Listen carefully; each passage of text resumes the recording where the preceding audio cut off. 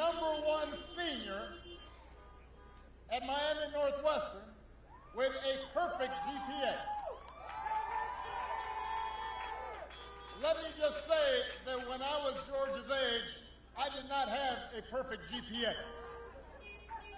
What a remarkable young man. We're so proud of him. That's the future. Give it up for your representative, Frederica Wilson.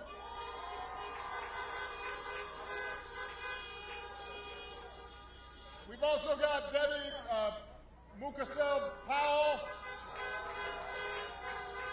Debbie Wasserman-Schultz, and your state agricultural commissioner, Nikki Freed. They're in the house.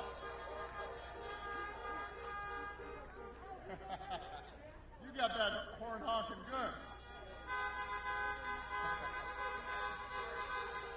So, 10 days, Miami. 10 days until the most important election in our lifetime. But the good news is you don't have to wait for November 3rd to cast your ballot. You've got 2 ways to vote right now. Number 1, you can vote early in person right now through next Sunday. Number 2, you can vote from home with a mail-in ballot. Do not wait. Put it in the mail today or drop it off at a drop-box location in Miami-Dade County. And if you need more information, just go to iwillvote.com to find out where to early vote in person or to drop off your ballot. And if you've already voted, what do you need to do? You've got to go help your friends and family make a plan to vote. Because this election requires every single one of us. What we do in these next 10 days will matter for decades to come. Now, I've sat in the Oval Office with both of the men who are running for president, and they're very different people. You know, Donald Trump, I knew he would not embrace my vision. I knew he wasn't going to continue my policies, but I did hope that for the country's sake, he'd show at least a little bit of interest in taking the job seriously. That's not how it worked out. He hasn't shown any interest in doing the work or helping anybody except himself and his friends or treating the presidency like a reality show to give himself more attention. And as we noted the other day, his TV ratings are down. But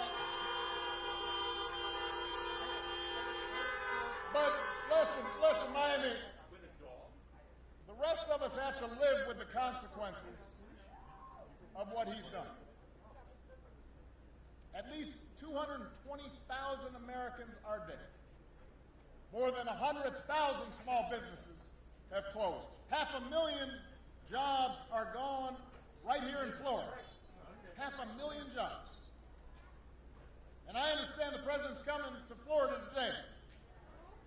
You think he's hard at work coming up with a plan to get us out of this mess? Well, I don't know, because I know he's had a tough week. Everybody's been very unfair to Donald Trump this week. In his debate with Joe on Thursday night, and by the way, I thought Joe Biden was unbelievable this week. He was fantastic this week. But during the debate, Trump was asked, what is your plan for the new phase of COVID? Which is a pretty good question, considering that we just saw the highest number of cases spike up yesterday. So you'd think he'd be ready for a response. Instead, he just said it wasn't his fault and he didn't have one. He said it's now gone in a bunch of states, just as states are reaching new record highs nationwide. He doesn't have a plan. He doesn't even acknowledge the reality of what's taking place all across the country. And it gets better because he also sat down with 60 Minutes. He was asked, what's your priority in your second term? And let me say, I've run for president in Miami, so I just want you to know it's a good idea to have an answer to this question. It's a good idea if you're running for re-election to say, here's what I want to accomplish. What did Trump say? He got mad and walked out of the interview. He thought the questions were too tough.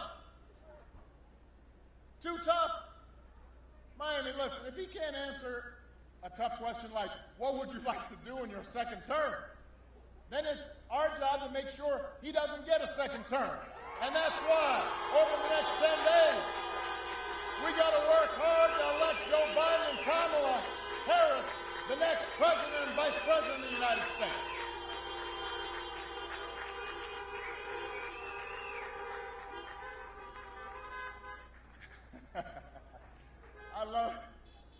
I love the creative honking. It's fantastic.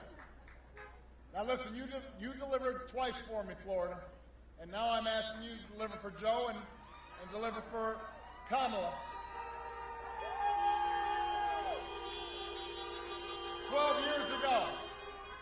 12 years ago, when I chose a vice president, I didn't know Joe that well. We served in the Senate together, but we come from different places. We're part of different generations. But I quickly came to admire and love Joe as a man who early on learned to treat everybody with dignity and respect. Somebody who lives by the words his parents taught him. Nobody's better than you, Joe, but you're better than nobody. And that sense of empathy, that sense of decency, the belief that every single person counts, that's who Joe is. That's who he'll be. And I can tell you, the presidency doesn't change who you are. It just reveals who you are. It amplifies who you are.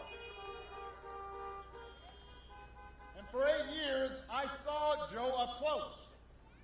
He was the last one in the room whenever I faced a big decision. He made me a better president. He's got the character and experience to make us a better country.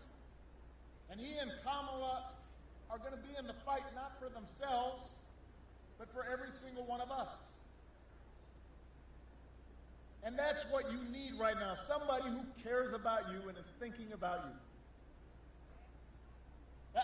Listen, I understand that the president, he wants full credit for the economy he inherited and zero blame for the pandemic that he ignored. As a general rule, this is not a person who likes to take responsibility for anything. But you know, the job doesn't work that way. Just like George said, tweeting on television doesn't fix things.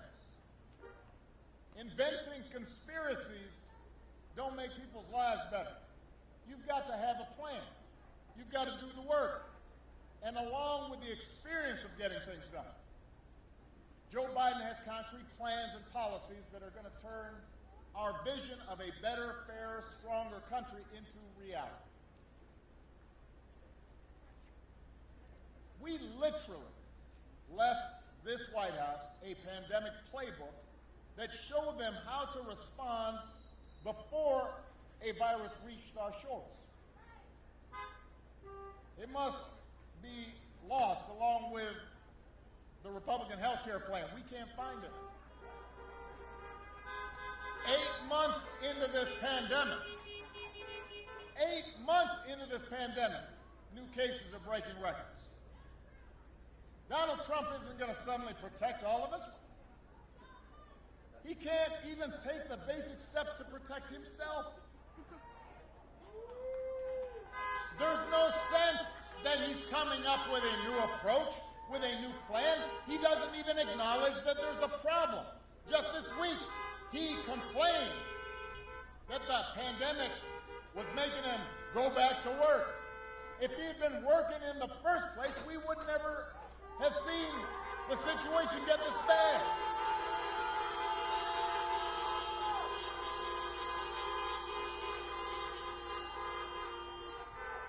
Listen, I have said this before. I am going to say it again. pandemic would have been tough for any president because we haven't seen something like this in 100 years. But the idea that somehow this White House has done anything but completely screw this thing up is nonsense. We can compare what happened in other countries to what happened in this one. So South Korea identified its first case at the same time as the U.S. got its first case. Their per capita death toll, what that means is the number of people that die, let's say out of 100 people, how many people die? Their death toll is 1.3% of what ours is. Nowhere near the number of people have died in South Korea because their government took care of business. Closer to home, Canada, their per capita death rate's just 39% of what ours is. Their government, faced with a difficult situation, same pandemic, they said, let's take the steps to minimize the damage and the harm to ordinary people, and they saved lives. So we can compare directly what happened in the United States and what happened somewhere else. What happens when a government is paying attention and what happens when a government is not. And then earlier this week, when the president was asked, would you do anything different? Anything. He said, not much. Not much. I mean, he couldn't even acknowledge that maybe we should have taken some steps earlier to start testing people.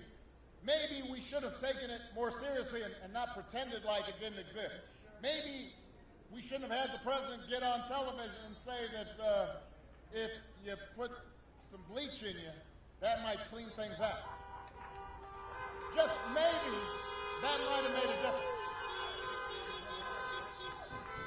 And the mismanagement would be comical and ridiculous if it didn't mean people losing lives. If it didn't mean the economy not recovering. And the pandemic has hit African Americans and Latinos harder than anybody in Florida. I'll bet you can think of some things you would have liked to see the government done differently. So, just a baseline is that Joe and Kamala take this seriously. Joe understands how much it hurts for grandparents to not be able to see their grandkids or hug each other. They understand that you can't effectively get the economy moving again as long as people are afraid of getting a disease. He's not going to screw up testing. He's not going to call scientists idiots. He's not going to host a super spreader event at the White House the way this current president did.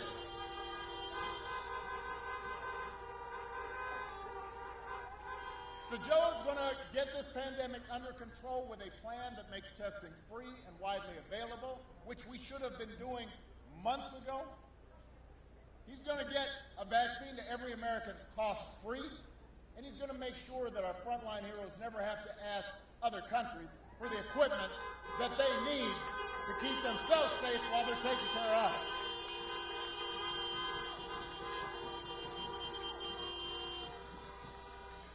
His plan will guarantee paid sick leave for workers and parents affected by the pandemic.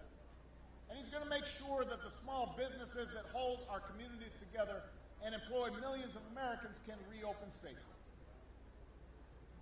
Now, Donald Trump likes to claim he built this economy. Some people actually give him credit for it. Listen, America created 1.5 million more jobs in the last year of the Obama-Biden administration than in the first 3 years of the Trump-Pence administration.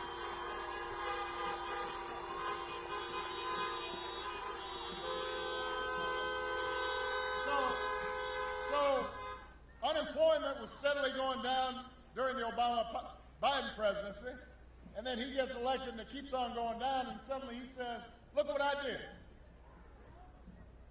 Their first 3 years fell short of our last 3. And that was before he could blame the pandemic. He did inherit the longest streak of job growth in American history that we got started. But just like everything else he inherited, he fumbled it. The economic damage he inflicted by botching the pandemic response means that Donald Trump will be the first president since Herbert Hoover to actually lose jobs. And you know, he loves talking about black unemployment.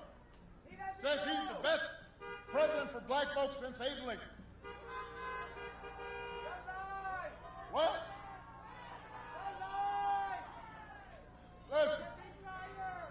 Listen. Black unemployment almost hit 17% during the Great Recession 10 years ago, and through a lot of hard work, Joe and I helped get it down to 7.8 by the time we left office, and it just kept on going down like all the other employment rate was going down. Not because Donald Trump did anything. This year, it went way up, back to 17% right here in Florida. And he hasn't had an answer for it. The only people truly better off than they were 4 years ago are the billionaires who got Trump tax cuts.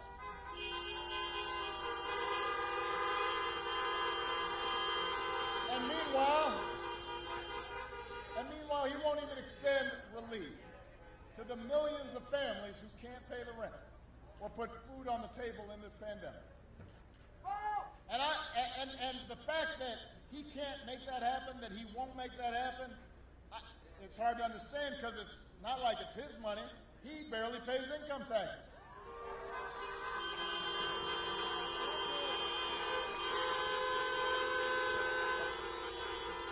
He had no problem paying a ton of money in taxes to China from his secret Chinese bank account.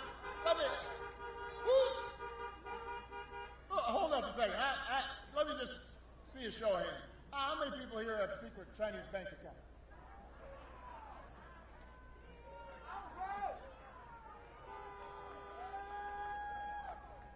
Who's got a secret Chinese bank account? His first year in the White House, he only paid $750 in federal income tax. You got secretaries, you've got construction workers, you've got healthcare workers, nurses who pay a lot more in income taxes than that.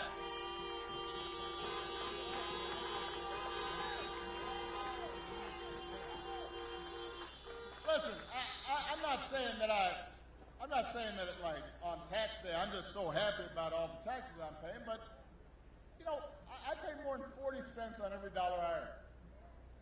So does Michelle.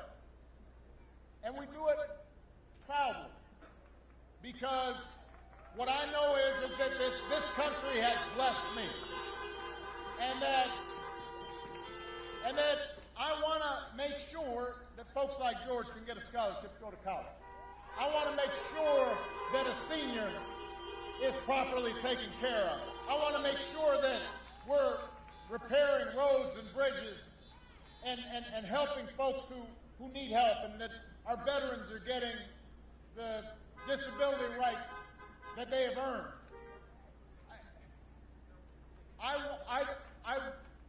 I'm proud to contribute and to give back because I believe we're all in this together as Americans, as one American family. But apparently that's not how this man thinks. He thinks that's for suckers, I guess. But you know what? That's not how we built this country. We built this country by looking out for one another and believing in one another. And that's what Joe Biden believes.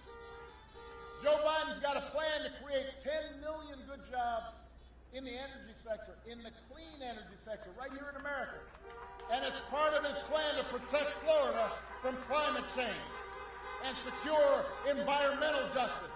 And he'll pay for it by rolling back Trump's tax cuts for billionaires. And Joe sees this as a moment, not as a chance to get back to where we were, but to finally make some of the long overdue changes so that our economy actually makes life a little easier for everybody. For the waitress trying to raise her kid on her own. For the student figuring out how to pay for next